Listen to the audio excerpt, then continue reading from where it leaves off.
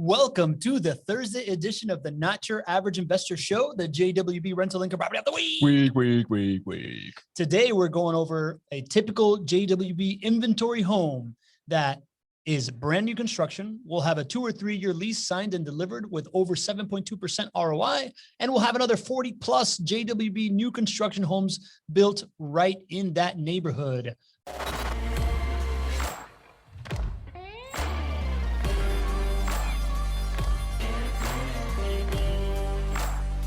Right now, it is time to build bonds with our community because we are live on Facebook for the Thursday edition of the Not Your Average Investor Show, the JWB Rental Income Property of the Week. I am your host, Pablo Gonzalez. With me, as always, the man that I call GC because of his genius concepts, because he generates cash flows, because he's a great co-host, and because his name is Gregg Cohen. Say hello, GC. Hello, everybody. Great to be with you. Before we kick off today's call, I want to invite you to go to jwbinventory.com so you can download the sheet that we're going to be working through. You're going to see all the past properties of the week we've developed that we've talked about. You're going to download the sheet that you can fill with along live with us so you can ask great questions. You can download a template where you can compare all the other rental properties that you are looking at from, including this one.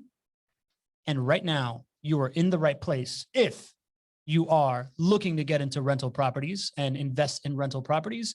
If you are looking to find out about the best types of property management that you could possibly have, that only happens in Jacksonville, Florida.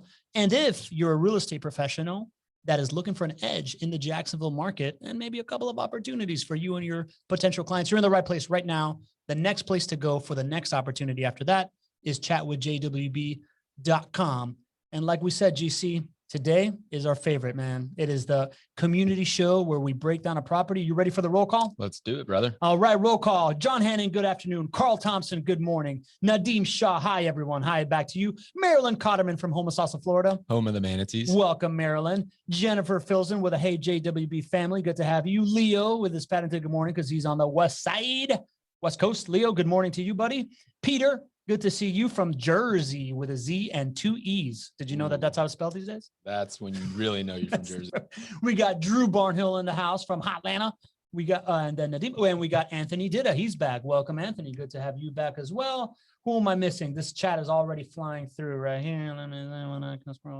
Danette Colvin. That's a new name, right? Danette is a new name. I'm trying to get to the bottom of the chat. Maryland. From Baltimore, Maryland. Good to have you. Welcome. Yeah, Jeanette, I hope that you join us going forward. Anthony Ranner as well. Hey, guys. Hello to you, Anthony.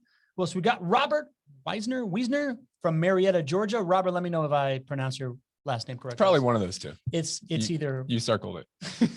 Let me know. The first one or the second one. Wiesner. All right, he got it. Kind of like Weezer, one of my favorite bands. There we go. But with an N. Buddy Holly. Good to have you. Good to have you all here. Oh, Ives Richard Dole from Baltimore. Also good to have you. We got Chris from the Hudson Valley. Chris, you're back. Good to have you as well. And a little trick. Most of the veterans here in the chat know that this is an interactive sport. We're here to create a community here, get to know each other. And there's a trick to the chat. When you're chatting, it defaults to only talking to me and GC over here. So if you want everybody else to see it, for example, Chris, Dr. Meadows here from St. Simon's Island. You're going to St. Simon soon, right? Dr. Meadows, longtime client of JWB. There you go. If you're new here, you got to change the thing that right above where you chat to panelists and attendees so everybody sees your genius comments and everything that you're saying. There's a lot of wisdom here in the chat, in the community. And if you want a question asked on air for GC to answer about this property or about anything else that you're worried about, building a business, rental property investing, retiring early, whatever you want to talk about, the best thing to do is pop open the Q&A that populates here on the screen. It doesn't fly as quickly for me as the chat does, and I will make sure to get that asked. You got any updates for us, Greg? I do. Let's talk a little inventory. Let's talk inventory. Inventory. If you're hoping to be investing in rental properties and haven't done it yet, you're running into inventory challenges. If you're a longtime client of JWB, inventory has still been a hot topic, right? We've always had inventory, but there have been some challenges along the way, not necessarily running out of inventory, but production slowdowns and increases, mainly due to the building department in Jacksonville and Duval County. For a long time, building permits were put in, and call it 3 to 4 weeks later, building permits were received by us. And then of course we can go along with the build process, but with the massive influx, JWB and all builders in Duval County and builders nationwide ramping up production, building apartments across the country have just been inundated and could simply not keep up. And what happened there is then those building permits have sat at the building department, sometimes for 3 months, 4 months, 6 months. So what was taking maybe 1 month now, taking 6 months. So all of this over time has led to a delay, ups and downs in the production cycle, which ultimately for turnkey clients out there, it limits the amount of inventory that we could sell. Well, I have really good news now. What is it, Greg? I have breaking news. The fact that we're doing this on camera now, I mean, you know me, the fact that I'm doing ridiculous stuff like that on camera here you have shown me the light, brother. I pride myself in the ridiculous quotient of the show going up in time. It is one of my sneaky objectives. Oh, man. Well, for JWB, we had over 250 permits. That's 250 properties just sitting at the building department, waiting for them to get stamped so that then they could become inventory that clients could purchase. And so we have been waiting for those to come through. The building departments are still inundated. They have added more staff, which is great, but it's still slow. But the fact that JWB has had these 250 plus permits at the building department for 4 months, 6 months now, at some point they have to come out. And that's what we've been saying on the show here for a long time, right? It was a temporary production issue. And what ultimately that forced us to do for our JWB clients is to say, hey, Pablo, if you wanted to come to JWB and you wanted to buy 6 properties at a time or 3 properties at a time, you weren't allowed to do that, right? We had to limit it to 1 purchase per client because we wanted to make sure that we could serve people fairly. And that's the way it's been for probably the last, 3-4 months or so. Well, here's the really great news. Those permits are coming through now because of the length of time and the amount of permits we've had in. They're coming out and they're coming out in a large amount. To put it in perspective, the highest number of permits released that we were able to start new construction projects all the way up through the month of May was 25 in a month for JWB. Well, in the month of June, we had 73 projects that were started, 73 permits that came through, and they're starting to come through at a much faster pace. What this means for everybody here watching the show, new potential turnkey clients for JWB, current clients who want to expand their portfolio, we're able to increase that limit. It was 1, it's now back to 3. And this is a really, really great sign. We expect that this type of production is going to continue because again, we still have 250 permits that are in the building department. Those 73 that were released, there's still another 250. And we expect that we have gotten through that slow production cycle time. And so we're really excited. This is a great thing for clients, great thing for JWB, and great way to kick off the show, brother. I love it. I'm going to put a little commentary on that first. Before we go live, go to jwbinventory.com, get the sheet because we're about to start fiddling with it. I want you to fiddle with us. I hear what you're saying right now, GC, about these 73 permits, the gates being being opened. Sure. And as an investor, I think of 2 things, apart from Bill Shields in the chat saying, "Buenas tardes, good to see you." Good to see He's you. up in his game. Bill Shields is really up in his game. I really like it. I think what we've been talking about, right? Alex Safakis you both went real hard about this like unbelievable condition of the market where right now is historically the best window in time to buy rental income properties, knowing you're in a good position, right? Like maybe 2012 was at one point, but you didn't know you were in a good position because we were still scared from the Great Recession. Exactly. Right now, you know you're in a good position. You know it is the moment to buy. And because of that, I, as an investor, I want to diversify my portfolio. I invest in the stock market. I got a 401k.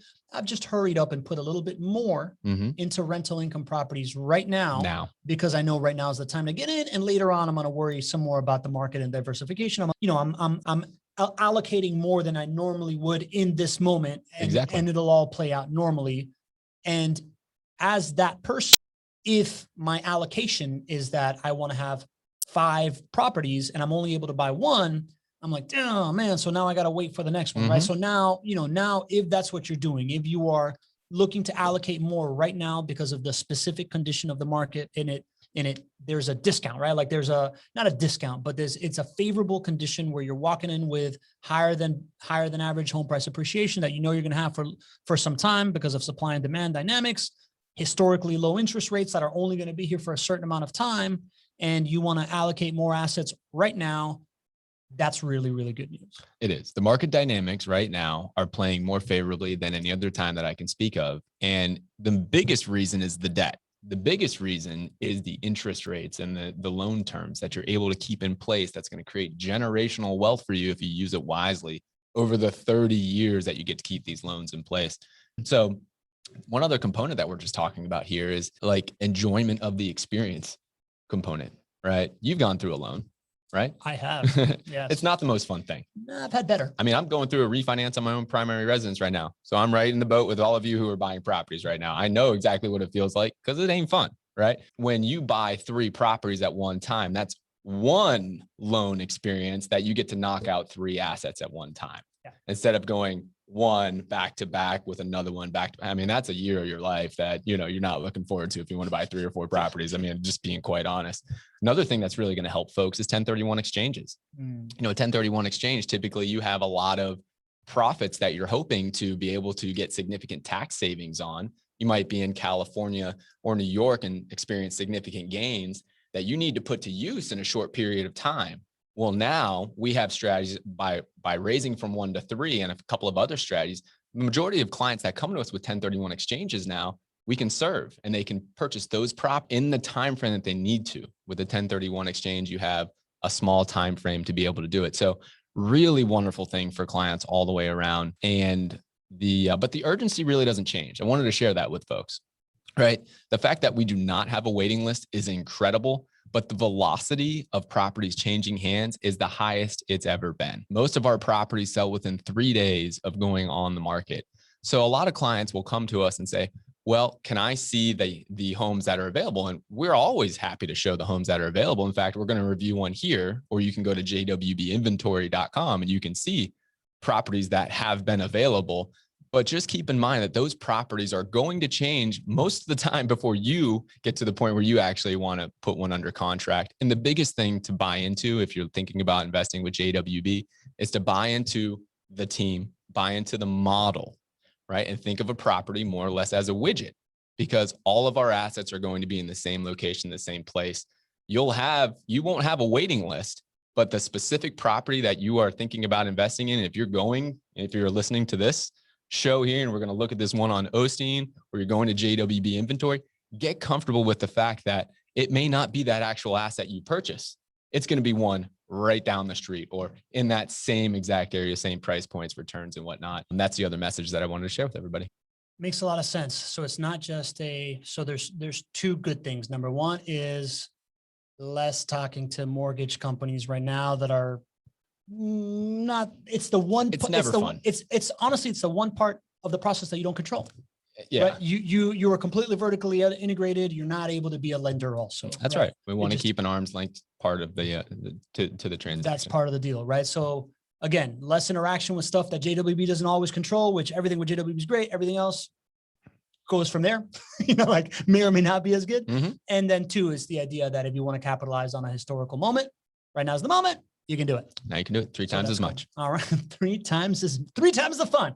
All right. Now we are going to magically, if you've gone to JWBinventory.com, you've done your homework, you're going to join us now when we magically whisk away to 8617 Osteen Street. It is in Jacksonville, Florida, 32210. I don't know. Am I sharing the right thing? Let me just make sure I'm sharing the screen here. I think I was. I just freaked out, man. The technology isn't my thing. It's your first time, right? I'm more into making noises like beep, beep, beep, beep, and like singing on last week's show. That's really my thing. This technology who liked your singing last show? I mean, I think that you pretty much broke the internet when you did that. I did. I also made my wife severely question her decisions in life as well when I told her about it. All right, not about me. We're talking about the star of the show today. By the way, speaking of me singing, let me know if the property is coming in clearly on the screen. I know I got to fidget with it until it does. I'll let you know. It's not. Oh, that's right. There you go. So I can see what's going on in the show land here. So it's not. But you know what? You tap on the screen a couple of times and all of a sudden it magically gets clearer, right? I do. My tapping happens. All right. right. So we're at 8617 Austin Street, Jacksonville, Florida, 32210. Typical neighborhood for JWB, the 32210. We're looking at a purchase price of $195,000. It's a 3-bedroom, 2-bathroom house, 2-car garage, an estimated rent range between $1,225 and $1,275. And then what we come to see here, right? This is what you're buying when you invest with JWB. It's not just this beautiful looking house. It is this estimated conventional financing total monthly cash flow of $108 and this estimated conventional financing total ROI of 7.24%. GC, tell us about this. First of all, bring the questions, right? Once the questions start going, I can never stop them again. So like get on the board early and often with the questions that you have while Gregg explains what does this total monthly cash flow number represent? Happy to do that, brother. Let's go ahead and zoom in a little bit because I think a lot of times what that'll do is clear it up a little bit and get a little, yeah, there we go. Now we're looking good here. See, don't you love me having the view of what the audience is seeing here? Gregg, I love you, full stop. Gosh, I love you too, brother. All right, where were we? I don't know. I got lost in your eyes. All right, well, you're talking investing this total monthly cash flow of $108. Total monthly cash flow. Now we're back into the zone here. Total monthly cash flow is the first threshold that you need to cross if you're thinking about investing in a rental property, right? Investing in a rental property has to be an asset and not a liability. And what I mean by an asset is it has to pay for itself every single month and then some, right? Asset is something, if we're thinking in the simplest terms, something that puts money in your pocket every single month. A liability is something that takes money out of your pocket every single month. So the first threshold for you to look at when you're buying a rental property is this going to be an asset? Is this going to pay for itself on a normal month? And that's what's reflected here. This $108 is simply telling you that this is an asset that the rental income covers the normal expenses that happen every single month. And you're left with positive cash flow. And the reason positive cash flow is so important is because for this asset class, it's very, very likely that you're not coming here to buy one rental property. You probably have goals that dictate that you need to be buying multiple rental properties. Might be 3, 5, 10 rental properties. Of course, my team sits down with you and we help you decide what is the right amount of rental properties, but we've never done a plan with somebody and it was one, right? Sure. So when you're thinking about this metric right here, think about this in terms of risk mitigation and scalability. When you have an asset that pays for itself every single month, puts $100 or so in your pocket, don't get so excited about the $100, right? That's not going to change your life. But think about this in terms of your 10 properties.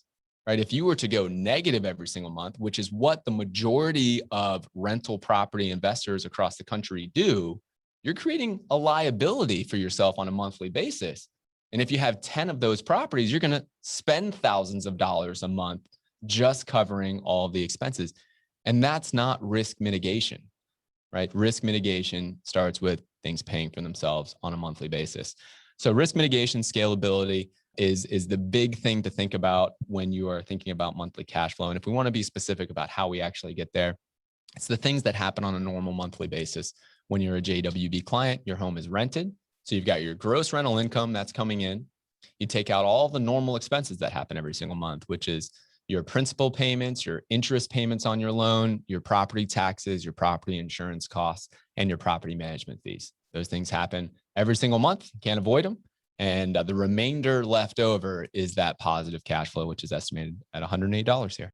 There you go. I like, so simple explanation, $108 is your average monthly experience cash flow wise. It's what you're going to get in the bank account most months. On a typical month. On a typical month that aren't either yearly or one-time fees or every periodic turnover fees that happen. On a larger scale, the $108 represents risk mitigation and scalability in the sense that I know that when I was an uneducated investor, I saw rental properties. I was like, oh man, if I can just acquire a property, I know real estate goes up. So as long as I can get in the game and it's being, and I'm only losing 100, 200, right? When I lived in Miami, my calculation was like, I can lose like $400 a month, but I'm building wealth because I'm going to bet on appreciation. Kind of like if I was just like playing the stock market right. of ups and downs of appreciation. But in this case, everything JWB sells cash flow positive on day one. So that kind of like Tim Hicks said a couple of weeks ago, worst case scenario, someone's paying down your mortgage. Yeah. And a little bit of bucks. That was never more important than when I lived through the Great Recession, right? There's a lot of investors who bought negative cash flow properties in places in the country like Miami who, when the Great Recession happened, had no choice but to let those properties go, either sell them at a huge discount and lose money that way, or give them back to the bank. I didn't have to give a single property back to the bank, even though I was just starting in real estate and I had about 40 properties along with my business partners. We owned about 40 properties they were all leveraged, right? Why was I okay? Why do I still own those properties today? And why have I added hundreds more? It's because in the Great Recession, home prices went down, but rent rates stayed strong. And I was a young kid, I was 23 at that time, right? I didn't have a significant income. I didn't have a successful business at that point in time. I had these 40 assets. If they didn't cash flow positive, if I didn't have that risk mitigation strategy, there's no way I could have held on to those to see a full market cycle. So that is why it is so important. That risk mitigation strategy, I've lived it. And others saw the other side of not mitigating risk, right? The thing about it is people think so much about cash flow when they come to rental properties, right? They're so focused on it, but it is only one of the 5 profit centers. And, the fact that I've invested for a full market cycle, I can tell you that positive cash flow, while it is the number one threshold to invest in, it is the least contributor to your actual overall returns on investment over a full market cycle. It's risk mitigation.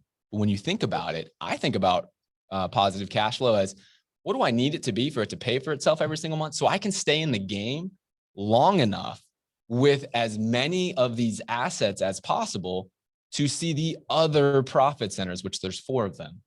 And I'm sure we'll talk about that now. We are going to talk about it. So positive cash flow is table stakes. You want to get in with that already in mind so that you don't open yourself up to a world of pain if something happens in the market, whatever. But there are 5 total profit centers. That is what's represented here on this conventional financing total ROI of 7.24%. GC, talk us through it. So cash flow is 1, right? So this $108 is part of a month, is part of the 7.24%. It is. What else is part of that 7.2? What costs are part of that 7.24%? Yeah, let's start with the 5 profit centers overall. Then we'll talk about what's included in the 7.24. Then we'll talk about all of the negative items that are included there too. So your 5 profit centers are positive cash flow, which we just talked about. You've got principal pay down, which is your resident actually paying your loan down for you, which is a wonderful sort of hidden benefit that many people don't think about. Tax savings. So the tax advantages you get just from investing in this asset class, available to everybody who's a rental property investor. You don't have to make a certain amount of money or make less than a certain amount of money. You get it because of these wonderful tax savings and these tax advantages. Then you've got home price appreciation, which is the biggest contributor to your overall return on investment. Out of the 5 profit centers, it's home price appreciation. The key there is you have to invest for a long enough period of time so that you aren't speculating on home price appreciation. There's actually a way to do it where you're not speculating. It comes in with investing for a full market cycle. And then there's inflation hedging. It's a hedge against inflation. And this is the one that is least understood by most investors out there, but it is extremely powerful and it's becoming more and more prevalent. You're seeing investors in an environment like today, where there's been so much money pumped into the economy and you're seeing the prices of commodities go up and you're hearing inflation. We're entering inflationary times. Well, investors are looking for hard assets to invest in. A hard asset is a house, right? It's not a piece of paper, right? And the reason that they're so focused on investing in hard assets is because as inflation happens and the cost of goods and services goes up around you, that leads to rent prices going up and that leads to home prices going up. It's shown that over decades that there is a link there. So you're hedging against inflation that way. And the super secret sauce when it comes to inflation hedging is the ability to hold on to smart debt for a long period of time. Because as you hold on to debt in an inflationary time, even if no matter what happens, you holding on to debt for a long period of time, it gets easier for you to pay that debt down. Because as inflation happens and the cost of goods and services go up around you, the cost of the debt stays low. Cost of the debt does not go up. You're inflation protected. So that is the key and one reason why I've been such a student of studying smart debt for so many years. And I understand that I want debt to be in my portfolio, a reasonable amount of debt to be in my portfolio for a long time, because I'm riding a wave that gets it it is easier and easier for me to create the types of returns that I want. So there's the 5. Got it. So that's the 5. So the way that this 7.24% fits is this takes account all of them, except for this appreciation rate, which you said is the biggest return potentially if you're investing in the right market. We're going to talk about that in a second, but this 7.24% is what you can bank on being your return based on cash flows, based on tax depreciation, based on debt pay down and inflation hedging. And then if you stick around for a full market cycle, we can start talking appreciation, right? A little bit there. One caveat there, right? So the 7.24% includes the positive cash flow, like we talked about. It includes the tax savings that we just talked about. It includes the principal pay down. Doesn't include inflation hedging, right? There's additional benefit here than what we're just not showing the benefits of inflation hedging. It can get quite complex depending on how long you own the asset for. And it's confusing for everybody. Yeah, so we don't include that one. And then that 7.24% also includes other negative items, right? If you're a seasoned investor, you may be asking, what about maintenance costs and vacancy costs and tenant placement fees?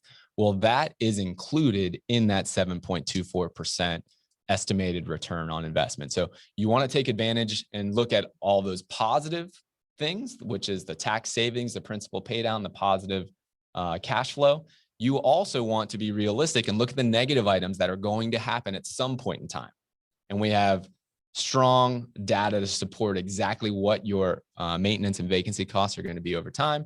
We actually include the full brunt of your tenant placement fees, which is unique. Most turnkey rental property providers do not include that because on your evaluations, that lowers your estimated return on investment. We want you to see exactly what's going to happen over a long period of time. So you take the good things, you take the bad things, you put it all together. You don't include a couple of the profit centers. You don't include, home price appreciation yet, and you don't include inflation hedging. And that's how you get to 7.24%. There you go. All right. Well, before we get into the appreciation rate piece, and just so you know, if you've gone to jwbinventory.com and downloaded the sheet, you can test what he's saying, right? You can go into these other tabs that also allow you to mess with some of these assumptions, and you can verify that the down payment and the closing costs and all these other costs are in here, right? So you are officially invited to do that yourself. We might get to it on the call today, but just want to invite you to download and do that on your own. Herv Francois has a question. Welcome back, Herv. Good to have you. Always asking great questions. Mm-hmm. There are other properties in JWB's inventory that have higher ROIs and monthly cash flows. Therefore, why does a property with a lower ROI and cash flow get presented as property of the week? Is there an intangible feature that doesn't show up on the spreadsheet that we may not know about? Really love that question. Herv, thanks so much for being a part of the show for show after show. You bring really great questions, and thank you for being here. The returns, I'm not really sure where you're seeing much higher returns. You may be looking at other properties of the week, and because you've been such a fan of the show for so long, you may have seen properties of the week 3 months ago that had higher returns, or maybe 2 months ago, or even maybe 1 month ago, right? We have been talking about how return expectations have been generally around 7%, 8%. But if we go back 2 months ago, 3 months ago, 6 months ago, they were 9%, right? It was even 11% not too long ago. We had that time window when you said, Pablo, things are going to go from 7 to 9 to 9 to 11 because interest rates just dropped, and we're still in this thing where prices haven't, started going crazy because of COVID or whatever, right? Yeah. Yeah. So that was a window. So there was that window. So you're absolutely accurate if you're comparing different moments in time that returns were higher back in the day. We started talking about this phenomenon is going to continue. We were talking about this a year ago. Yep. Right. And it's the same message today that I share with people. The returns that you see on your properties of the week that we share here today are going to be higher than what I show you 3 months from now and 6 months from now. In fact, we have a case study today that we're going to go over in just a minute. That's right. That's actually going to prove this point. And you can't get much more of a direct correlation than what I'm going to show you here in just a second. So you're absolutely right that over time, returns have come down. But here, I get to choose the properties of the week. So I take a look at our inventory, and I choose the inventory that is most representative of the type of assets that are available for purchase right now. And because I want to make sure that what I bring to you is, I know very, very often, and Herv, you can certainly, attest to this being a fan of the show, that by the time we show this house on the property of the week, many times a current client or a new client has already put it under contract, because I prepare for the show about a week in advance. get all of our marketing ready to go. And it's usually under contract by then. So for me to do the best service for you, I'm going to see what's most representative of our inventory at that point in time. And when I start there, then I start to look at what can be the highest percentage of return on investment. That's simply what I'm choosing to make sure that I'm doing right by everybody on the show and being very representative. So that's how I choose it. And there's not a whole lot more to it. I think you were asked if there are other intangibles. Not really. The cool thing is that everything we do at JWB is very similar, right? There may be a certain point of, like, for example, last week, I think we did a townhome, right? That was one type of teaching moment I thought would be really great to talk about a townhome, right? This one on Osteen is right down the road from where we were talking about the townhouse. So same dynamic, same neighborhood, same purchase prices roughly, and it doesn't really change all that much. So easier job for me to choose one that's representative. Yeah, makes sense. And I want to get into this case study you want to talk about, but since you mentioned it, Leo is asking, is this property still available? What is the estimated time of delivery for this property? Are you prepared with that information, Greg? You know what? I'll get an answer for you by the end. I always tell myself the day before the show, I'm like, I got to check this. And then I'm rushing in here 5 minutes before the show and I never do, but it's on my phone here. I'll check it as we're going through the show and I'll get you an answer here. All right. Soon. Sounds good. And full disclosure, the reason why we're not sure if it's available is because inventory is turning really, really, really quickly. And in order to prepare properly for the show, Greg and I pick out these properties about a week in advance, and often it's sold. So it could have sold last night kind of thing. It was available when I chose it. I can guarantee you that. Doesn't do you much good. But either way, you've taught me to understand all this stuff as widgets, right? Like you are selling an asset that is controlled for risk, right? So you are creating these properties that the one thing that they have in common is this total monthly cash flow and this total estimated ROI. That's what you're purchasing. Everything else is just the way that you package it to deliver that final outcome, right, Greg? Yes.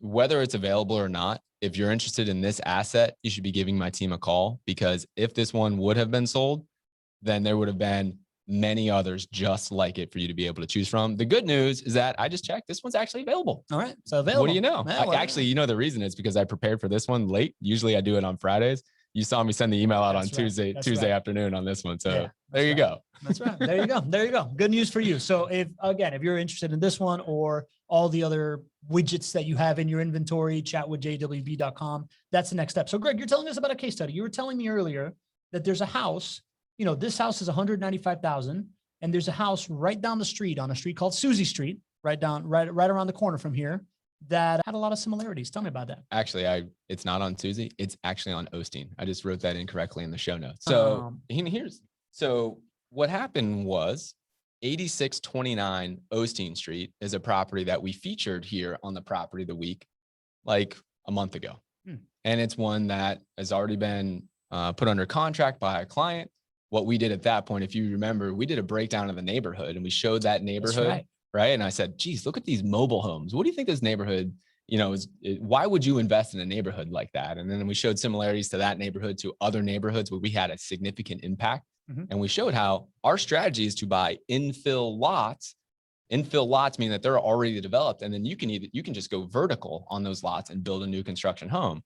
And that's why in our neighborhoods, most of the time, there are already homes that are existing that are built in the 50s or 60s. And then we are the new construction homes in that neighborhood. And sometimes there's mobile homes. Sometimes there's vacant lots. We love those areas because then we can go in, be able to acquire the assets at the right price and go vertical. So the cool thing, and this, again, Herb, it's like you were reading my mind as I was preparing for the show here.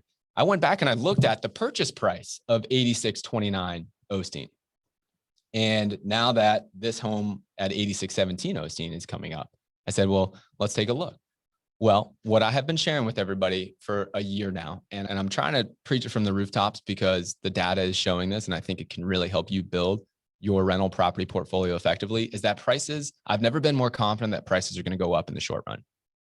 And we also had a really good discussion about interest rates. As interest rates go up over time, prices going up and interest rates going up are going to lead to a lower return on investment.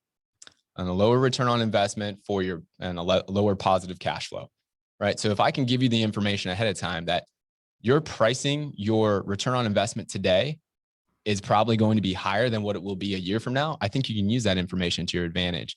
Wanted just to show you what has happened. 8629 Osteen had a purchase price of 190,000. Right. That's the one that is just down the road that just sold under contract on June 14th. Breaking news, Greg. I just found the property. I saw you fiddling over there and I was like, oh, I think he's working on it. I'm working on it. Let me stop sharing here. Yeah. And I'm going to. You are classic under promise and over deliver type of guy. Have I ever told you that before? I'm just trying to be like a young, like a GC when I grow up. Yeah. So I'm going to open this up. I'm going to share it. And you remember the last one. Here we go. I'm just trying to make do with technology. All right, here we go. 8117 Osteen Street. That's the new one. That's the new one. Okay, so fail one. All right, so new share. I'm going to 8629 Osteen Street. That's right. That's the one. So it was under contract on June 14th. Current client picked this one up right after we did the property of the week. So very similar experience. I want everybody to put themselves in the same experience that this client was at on June 14th. Take a look at the purchase price, 190,000, right? And then go over to the return on investment, 7.63%. Now, if you looked at the rent, the price, the taxes, the insurance, the management fees, nothing changed because this house is the exact same neighborhood right down the street, right? Nothing else changes there, but price. Because other homes in that area have sold since then that have justified a higher sales price for this property at 8617. So now you're all in the position and you're looking at 8617. The purchase price for 8617 because of the market comparables around is 195,000, right? It's gone up $5,000. Your return on investment has come down 7.2%. So if we go back to Herb's question earlier on, Greg, why did I see higher returns on investment from properties of the week in the past? This is exactly what is going on in a macro sense. So if you're thinking about, and then tying in your point, Pablo, right? You're thinking to yourself, hey, I want to build out a certain size portfolio, right? I'm going to shift some of my resources that I may have put in the stock market into acquiring rental properties now, because I think this is a special time right now to purchase them. Right? You might end up with the same exact number of properties, right? It might be 5 or 10 or however many you want to get to at the end of the day. But you're saying, I'm going to shift into that now because I think this is a special time. That's what we share with our clients when we're building a plan out. This is the type of market, the type of dynamic that we're in right now. And that's how we can be financial engineers and help you maximize your returns. Because what I'm showing you here on 8617 Osteen, the one that's at 195, this same property, call it a year from now, is going to be priced significantly higher because the sales of every property around there continue to go up because at the core of it, there's a severe lack of. So I thought that would be really tangible for everybody to see. You're seeing it played out literally 1 month after another, same house on the same street. And this is what's going to continue. Fascinating, man. So I see it as, from this angle, it looks as ROI going down. From the angle of the person that bought that property off the property of the week a month ago, they're like, man, I got 5 G's in my pocket right now. There you go. Right. So, can't be a bad thing. Can't be a bad thing. Right. So that makes a lot of sense. I'm glad we were able to figure that out. We got a couple of good questions here we can hit on before we get into the whole appreciation piece, which you just saw in a microcosm. But Drew Barnhill asks, you mentioned that you can buy more than one at a time right now, one home at a time. You can buy more than one. Before you're at 1, now you're at up to 3. Are there any advantages to buying more than one property at a time as opposed to buying one? Yes. The first advantages come down to the best way to maximize your return on investment, Drew. So what we're just talking about, this example of 8617 and 8629, 8617 and 8629 Osteen, right?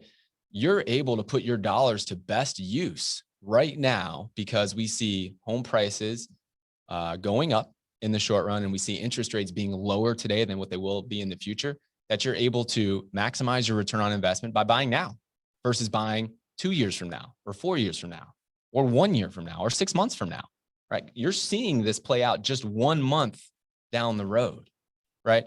So the first example is that your dollars are going to earn more of a return for you. You can also look at the amount of dollars to put out in order to acquire, right? If you're able to acquire properties at a lower purchase price, that's less dollars out of your pocket. That helps you get to multiple properties quicker. And the reason that that's important is because if you want stability and consistency in a rental property portfolio, you got to have more than one property. you only have one property, it's either rented or it's not rented. That's not consistent. You need to get to 3 as a threshold there. And and then just from an ease of use and enjoyment of the experience, loans are not fun. And we try really hard to make this a wonderful experience. But my team, as we're going through the onboarding process with you, we'll be very upfront with you and tell you this is going to be the not fun part of this. We're going to do our best to make it fun. And you have a quarterback within JWB that works with the lender to facilitate.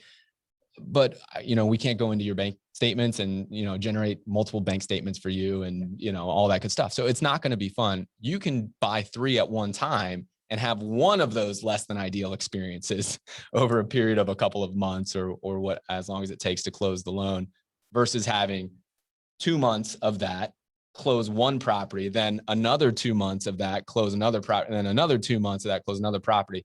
That really starts to wear on you if you're in loans multiple times over and over and over again. And then, even to make it even more of a case, right? If you had to buy one at a time, which was the case prior to this conversation that we're having right now, your future properties 2 months later probably are going to have a higher purchase price for the same property. You may have a higher interest rate, right? And lower ROI. Lower ROI for each succession, each one. So lots and lots of benefits to being able to buy multiples at one time. Great question, Drew. I felt like we had hit on it earlier, but you being able to succinctly deliver that as just like A, B, C, and D was actually really, really valuable for me personally, man. So really, really good question, Drew. Victor Scarpula, welcome back, Victor. I haven't seen your name in a while. He puts, can we see the property? And he also puts, what is the square footage? So the square footage is, where are we at, Greg? Yeah, you're right there. It's 1,209 square feet. 1,209. And as far as seeing the property, you can go to jwbinventory.com to get this yourself. I'm assuming maybe he's talking about like a walkthrough of the property or anything like that. Does that exist? Well, no, this property, if you actually look at the fine print there under the picture here, what I'm showing you is an after picture of what this will look like when the home is completed. All of our properties are put under contract right now in the under construction phase. Generally, they're about 3 to 4 months away from construction. So clients put the property under contract and then we wait for the home to be purchased. But what you do is you lock in your purchase price, and that's obviously a wonderful thing for you. So it's your property, but it's going to be a delayed closing experience to being able to do that. So you wouldn't actually be able to see that house if you went to 8629 right now, or 8617 Osteen. And then even to take it kind of one step further, to be a client of JWB and most turnkey rental property companies, you just got to be comfortable making a decision without actually walking the property. We don't want to, say that you can't go and see the property, but just with the velocity of real estate right now, it's not really a thing, right? And it doesn't really need to be a thing to go and kick the tires on a house, right? We've worked with clients for 15 years now. And at the end of the day, there's going to be, what clients want is to have a passive experience, right? I relate it to buying a stock, right? When you buy a share of stock, you don't go to the company and go and, ask the CFO of that company to go and see the financials of that stock, right? You do your own due diligence. You work with a professional who may recommend that stock for you. And then you take a leap of faith because you're expecting to earn a higher risk-adjusted rate of return. It's the same thing with investing in rental properties. And of course, people want to be passive in this investment anyway. So that's a big thing, right? If this is going to be a good fit for you, you got to get comfortable looking at the numbers, working with a team of professionals like JWB, and making that leap of faith. Yeah, makes a lot of sense. It goes back to what you've told me many times. You're buying the team here, right? Like you're buying, the property is a one-time purchase. The ownership of the property is a lifetime, right? So what you're buying is the team that's going to help you own this property seamlessly and without the headache, right? Exactly. And that's what you're doing. So again, it's like buying a stock, right? Like if you buy Amazon stock, you're not going to Amazon headquarters. You just believe in the management team. You believe in the vision. You believe in the business model. That's where it's at. That's what I've done. That's what most people have done. And I think it's a fascinating business model, if you ask me, man. Danette Colvin puts in the Q&A, control for risk. I could not figure out the difference without you sharing. Thank you. You're welcome, Danette. Danette, again, thank you so much for being here. A new person to the show. We love seeing the community grow. Yeah, absolutely, Danette. And Marilyn Cotterman from Homosassa, Florida, home of the manatees, asks, how was Jacksonville's visit from Elsa? We just had a hurricane pass over us. Thank you so much. Marilyn, as I was coming from quarterly manager meetings come here, I'm like, I need to make sure I give a real-time update. We feel very blessed in Jacksonville. Hurricane Elsa was not a hurricane here. It had very low tropical storm winds. I can't remember exactly what tropical storm winds are. It might not have even been tropical storm winds. We had somewhere around 20 to 30 mile per hour winds here. I was actually just asking our property management team for some stats to be able to share with you guys. And I'm literally reading the text message as we speak. And we only had, so for a normal hurricane, which we have had in the past, we had hundreds of work orders that come from a major storm at one time. And the fact that we managed 4,000 properties should speak that we have usually hundreds of work orders that would come in at a normal major storm. We looked at it yesterday and through today, we have a total of 40 work orders that have come from the storm. And of course, we have all the resources here to make sure that our residents are taken care of, took care of them proactively. We made sure that our team is staffed to be able to handle emergency items, that our vendors know that we're top priority for you as clients to make sure that things get taken care of. And I don't want to minimize, right? 40 work orders is significant work for us, and we need to make sure we take care of those residents. But when I see 40 work orders with a staff of 80 people who are well-trained, this is not our first rodeo, that is a blessing that we did not get a major impact. Yeah, man, felt like a trickle over here. We're Floridians, to be honest. Absolutely. It really didn't seem like a hurricane. No, but you were out surfing this morning, right? I was out surfing this morning. Yeah. I didn't go during the storm, but I did go this morning. All right. So Greg, we're going to hit rapid fire real quick, then do the appreciation, then we'll send it. You ready? So good at rapid fire. Yeah, you are. Daniel Lee asks, are the majority of your inventory new construction? If you sell older properties, can you talk about your rehab and typical cash flow and ROI? Majority of properties are new construction. We do have renovations. That's a very small percentage right now due to market dynamics more than anything. We love renovations. The reality is that there's such a lack of existing inventory on the market. It's making it hard for JWB to acquire them. And that's the same thing you're hearing from other providers out there. And the rest of his question, cash flow, ROI wise, similar cash flow, similar ROI. The difference is renovations will have a lower price and higher maintenance, and new construction has higher price, lower maintenance, but the whole package ends up feeling the same in that cell on the spreadsheet. That is what you're actually buying, right? My job is to figure out your best risk-adjusted return on investment over a full market cycle. I love renovations and I love new construction over a full market cycle. I don't see any reason to prefer one or the other. You just get there in slightly different ways, which you pointed out a few things that are a little bit different between them. Got it. Danette Colvin asks, is this process like timeshares where you pay first and see the results of the home later? No, this is not timeshares. This is something that you actually own the asset, which is another wonderful thing. Danette, so thank you so much for bringing this question up, because we don't talk about this enough, right? This is not you buying into a fund, or this is not you buying into a syndication, or this is not you buying into a pool of houses, right? This is you owning that individual house, that asset. And of course, you just have this world-class management in place, property management in place, with resident in place day one. And of course, we're here to maximize your return. But when you think about owning that house, you actually own that asset. That gives you incredible flexibility, right? That you are not beholden to what a fund manager wants to do. That's wonderful. You have a lot of control in this investment. Yeah, correct. Like when I look at my houses, I know I can sell them tomorrow if I wanted to. I could even move into them if I really wanted to. But at the end of the day, I'm buying so that you can take care of it for a long time. I can maximize those returns because appreciation is going nuts right now. There you go. Robert Wiesner asks, in your experience, how far out the maximum number of days are you able to lock in rates for a loan on one of these homes? That's a great question to talk with my team about. The loan environment is one that changes over time. So Robert, I would certainly encourage you to go to chatwithjwb.com, chatwithjwb.com. You can go and just set up a time to speak with my team to give you the most kind of on the ground floor information right now when it comes to the lending environment. What I'll tell you is that we work with you to make sure that you're not going to be in an experience where you lock a loan rate and then you're not going to close for 3 or 4 months, right? Generally somewhere around, it's an individual decision, because the longer you go to extend your loan rate, the worse the terms are for you, right? So we're looking at that and saying, well, is it better for you to, lock the rate for 30 days, 45 days, 60 days, or is it better to go shorter? It's a highly personalized, decision for you, but we're not going to go anywhere close. If we know that you put a home under contract and it's not going to be ready to complete for 3 or 4 months, we're not going to have you lock your loan day one when you put it under contract. It would be maybe 2 months down the line. All right. And last question, Saori Bezuska asks, estimated home insurance seems to be very low. Will you talk about the cost of insurance in your market? Yes, sorry. Thank you so much for being here as well. Another new name here. Again, homeowners insurance may have its challenges, but not in new construction.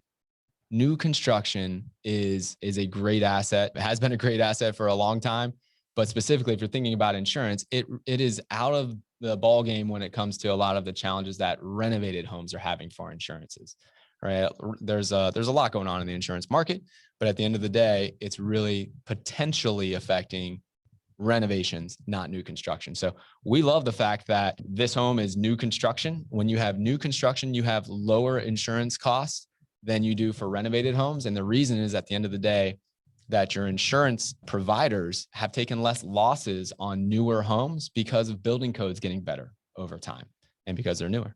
And so those savings get passed along to you as the person who's buying the house. And it's a wonderful way for you to get back to your 7 to 9% returns. All right, Greg, you ready for the big reveal, man? We waited till the end of the show to do it. Normally we do this in the middle of the show. So as he said, 5 profit centers, home price appreciation can be the biggest one if you're picking the right market. We have here 0% home price appreciation. The reason why, Greg? Few reasons. Number one, this asset stands on its own 2 feet without us maximizing what the potential returns can be, right? When you look at an asset like this that earns over a 7% return, people go to the stock market and they try to get a 7% return over time. And they absorb a lot of volatility along the way to hopefully make a 7, 8, 9% return over time. But what they don't get is an asset that pays for itself every single month over time as well, right? They deal with the fact that they get no income until they sell, and they deal with a lot of volatility, which is a lot of sleepless nights over them. So when you look at an asset that we're putting in front of you here, and you don't need any appreciation, but you get income that comes in every single month and is a lot more consistent historically than the stock market, this stands on its own 2 feet, and we don't feel like we need to maximize the potential. We want to under promise and over deliver to you. And this is one of the ways that we can do that. Another reason why you see 0% there, even though Jacksonville is a growth market, which means we have higher than normal home price appreciation, is because I don't know how long you're going to own the asset for. If you follow my advice, you should be holding on to assets for a full market cycle, because that's going to deliver the best risk-adjusted return on investment for you. That's what I do with my own assets, right? I've been investing for 15 years and I still own over 300 properties. So I practice what I preach. I share with everybody to do the same, but I don't know if you're going to follow me, right? When you come on as a client of JWB, we're going to ask you to commit to holding on for a period of at least 5 years. Now, to your point earlier, Pablo, it's your asset. If you wanted to turn around and try and sell it the next day, I can't stop you. But what I can tell you is that there's going to be a lot of costs that come along with that. Right? You got to pay realtors to sell your house. You have closing costs. You have other things. So real estate is an illiquid asset.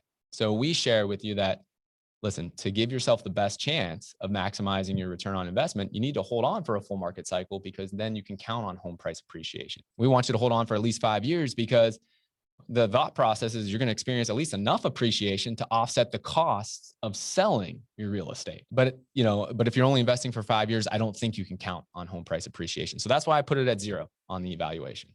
Now, if you follow me and you do what I have done with my own portfolio, and what many, many of our clients have done who've invested with us for 10 years, 15 years now, is you'll hold on for a full market cycle, and you're able to then look at history's appreciation rate and assume that you're going to get pretty darn close to it over the next market cycle. So I see you plugging in 4.3% there. That's right. Historical rate of appreciation in Jacksonville is 4.3. We just had Safakis on the show on Tuesday talking about that. It's 20% right now. But if you hold on for a full market cycle, it's only 4.3. It's 4.3%, which is better than all the other cash flow positive markets. That's why Jacksonville is so good. And when we plug in 4.3%, were you going to say something? Well, I was going to say, and even though we've had significantly higher appreciation year over year this year, and actually since 2012, for you buying today and holding for a full market cycle, you're still going to have a little bit over 4.3% appreciation right around there over the next 20 years, because it's going up right now, which is great for you buying, but it's going to level off, right? And that's the way market cycles work. So that's the truth. Yeah, just telling them the truth. Tell them the truth. It's not going to be 20% forever. It's not going to be. You're going to come back to about 4%, a little bit over maybe over the next 20 years. And when you do, and you conventionally finance it, it goes from 7.24% to 22.87%. That's a 16% rise in appreciation. Tell them why, GC. It's the power of leverage, the power of smart debt. The most beautiful thing when you're owning real estate or anything that has smart debt on it is as the value grows of your asset, right? As the value grows, right? Your homes appreciate, you capture the full amount of the growth, right? For thinking about it, it's a $100,000 house. The house goes up 4% in a year. That's worth $104,000 that year. Well, you pocketed $4,000 of return on investment. But your return, you pocketed $4,000 of return, but your return on investment is wildly different depending on if you use financing or not, right? So if you bought that $100,000 property and you used all cash, your return on investment, if it went up 4%, is 4% because it's $4,000 of gain divided by $100,000 of your initial investment. But if you use smart debt in a growth market and you earn $4,000 from appreciation on your house, you only put 25% down, the math is different. 4,000 divided by 25,000, because that's your initial investment, is 16% return on investment. And that's what you're seeing here. That's why the returns went up from roughly 7% to 23%. The power of leverage, the trick that Gregg showed me one time, and then he had to show it to me like 7 or 14 more times. And then I finally got it, but it is what drives this whole asset class. Why the Jacksonville market is special, because of that appreciation rate. When you're thinking about it long-term, you're holding on to it for a full market cycle. You can count on this stuff. You can take it to the bank and it can create generational wealth in a moment like this. So if you, again, are looking to get into rental income properties, I hope this was valuable. If you're looking for property management, we didn't talk about that a lot, but there is the whole property management piece is why we get it there long-term. And if you're a real estate professional looking for an edge, looking for some new opportunities to partner with your clients and things of the sort, you were in the right place. Go to chatwithjwb.com to get your personalized attack plan on how to take the next step. It's a great call, all informational. Hope you love it. GC, this was fun, man. Yeah, absolutely. The Thursday edition, the property of the week. Week. Tuesday, we got something unheard of in the world of business, which is a company lets you talk to people on their platform without anybody from the company being there. We're having an investor panel. GC is going to be off spending time with his family. That's right. On a nice vacation with his wife and kids. And I, who don't work for JWB, I'm just a super fan and I've invested and whatnot, will be interviewing Nadeem. I'll be interviewing Leo. We're going to have a panel. We may have Zach Correa. Who knows? There'll be a party either way. There might be a lot of alohas going around. I'm just saying, but we're going to talk to them about their experience as clients, as fans of the show that have recently invested, and just pick their brain, right? Just unfiltered, get to know what the experience is like, get to know why they did it. He's not, old mean Gregg over here isn't going to be here intimidating. I won't be cracking the whip like I normally do. He won't be putting that trademark scowl that he normally has going on. It's going to be a great time. So I hope that you join us, and thank you so much for joining us today, right? Like, it never goes beyond us that 40 plus people show up for an hour in the middle of a workday, and you drive such a great conversation. You drive great questions. You make friends in the chat. You hang out with us on Facebook, jwbfacebookgroup.com, by the way, if you want to join. There you go. And, I really, really appreciate it. So thanks for joining us, GC. I'll give you last call. Yeah, I'm super appreciative to have our clients join the next Tuesday show. I mean, a lot of people reach out to us for the show and say, I'd really like to hear a certain type of story. And so we try to bring those clients on, and Pablo and I get to do our thing. Well, I just think it matters so much when you get to sit down with somebody who's been in those shoes and invested with JWB, and you get to hear the good things. You get to hear the challenges too, right? Some of these clients have been through property turns or evictions, right? Like, get to ask those questions that you're probably asking yourself before you take the leap of faith. It's an incredible opportunity, and super, super thankful for the community. And one other thing, what I'm trying to do specifically in my role in JWB is, one business section that I'm trying to grow is our number of property management within our operation, right? It's one of my main focuses going into the end of this year and next year. And I've just had some really great conversations with a lot of real estate professionals that we've had locally. And so if you're a real estate professional and you're looking for property management services, we'd love to chat with you. We have ways for you to be able to earn commissions by doing that. And of course, serve your clients better. And it's beyond realtors as well. I was talking with a good friend who owns a home inspection company. And he was saying, man, I get hit up all the time. I was talking with another good friend who is a general contractor. He's like, man, I get hit up all the time for property management companies. And so if you are somewhere in the real estate space and you're looking to serve your clients better and you feel like JWB would do that from a property management angle, they don't have to buy properties from us. They can just hire us for the property management services. And I'd love to mutually grow our businesses together. So hope to hear from you soon. And I hope everybody has an awesome time Tuesday of next week and Thursday of next week. Thank you all for letting me have a little quality family time. Yeah, man. Just to make it clear, chatwithjwb.com. That's where you go to find out about all the stuff. I heard Danette asking about it in the chat. So it's chatwithjwb.com. And if you want to join the Facebook group with 3,000 other super smart, really cool investors, you go to jwbfacebookgroup.com. GC, I'm going to miss you next week, buddy. Miss you too, brother. All right. See y'all.